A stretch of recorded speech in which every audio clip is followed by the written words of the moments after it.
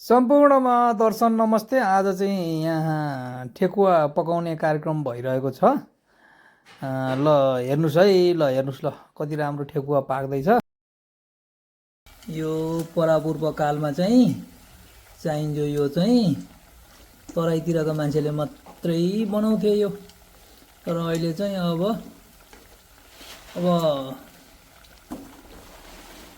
सबैतिरका मान्छेले चाहिँ बनाउन लागेको छन् है। ल बनाउन लागेको छन् यहाँनिर। ल टक्कै चाहिँ बनिसकेको अवस्था छ यहाँ। दाउरामा यस्तो मजाले यस्तो पिठो यस्तो टक्क लाएर यस्तरी साँचोमा टक्कै tap tap tap tap tap tap गर्दै यस्तो पिठो यहाँनिर मुसेको अवस्था। ल तपाईँहरू कसैलाई पनि यसको चाहिँ अब रेमेडी चाहिन्छ, के सामानहरू के हालेर बनाइन्छ भन्ने चाहिँ चासोको विषय छ भनेदेखि ट्याक्क लाएर कमेन्ट गर्नु होला है। ल धन्यवाद।